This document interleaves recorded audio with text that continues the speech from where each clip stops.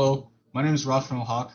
I'm going to be presenting with Danny Santos and Daniel Filosa today, and we'll be talking about the Colonial Pipeline ransomware attack.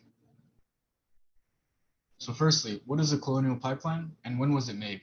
The pipeline was first built around 1961 and it was the first largest privately funded project in the United States ever, and assigned $370 million. The pipeline is responsible for moving various types of fuel, such as gasoline, diesel, and jet fuel.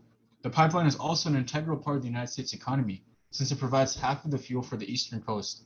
It is also responsible for serving energy to 50 million Americans, making it very important. To put it into perspective, the CEO of the Colonial Pipeline Company, Tim Felt, describes the pipeline as a superhighway for energy.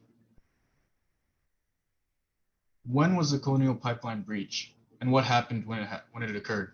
This attack was confirmed on May 7, 2021 by the Colonial Pipeline Company, who stated that they had halted their pipeline operations because of a ransomware attack. This disrupted critical supplies of gasoline throughout the East Coast. On May 9th, the Colonial Pipeline Company confirmed that they were developing a plan to restart their systems. On May 12th, the company announced that they had initiated a restart of their operations at 5 p.m. Eastern, and by May 15th, all Colonial Pipeline systems and operations had returned to normal. All right, so where did the pipeline attack occur?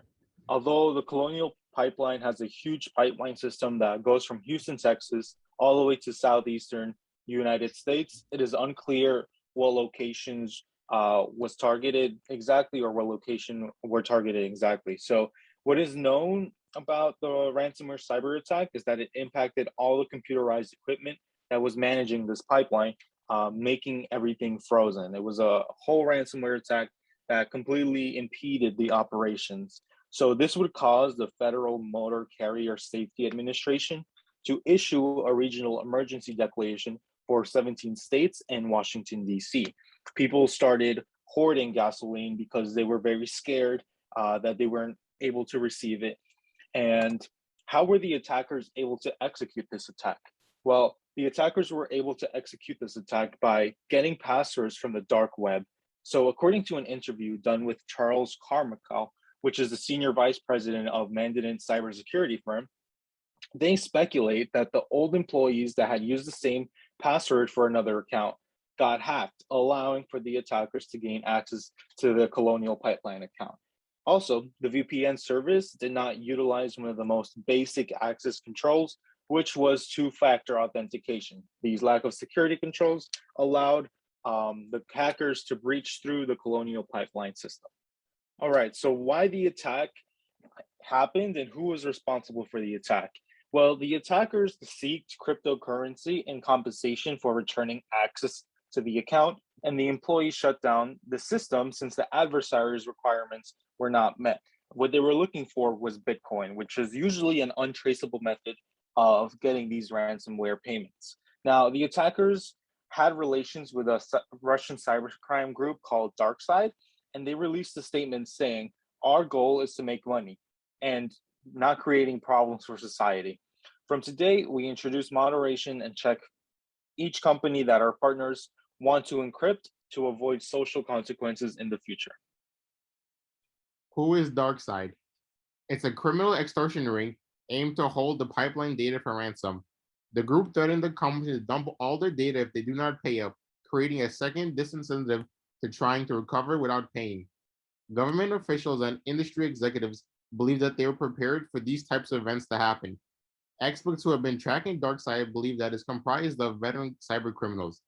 The group established criteria for who must partner with experienced Russian speaker hackers and who allows partners to target former Soviet states and certain industries are off limits. Lessons to learn from this attack. The first lesson would be importance of system monitoring.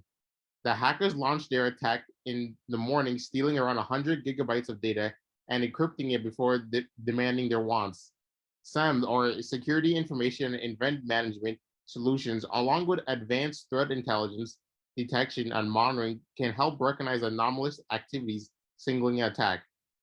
The second lesson to learn is the importance of IT governance. The attackers exploited a legacy virtual private network that was not intended in use. The breach came from an old, obsolete device, but access was also granted by a single user ID and password. No multimedia factor authentication was required to access the IT system.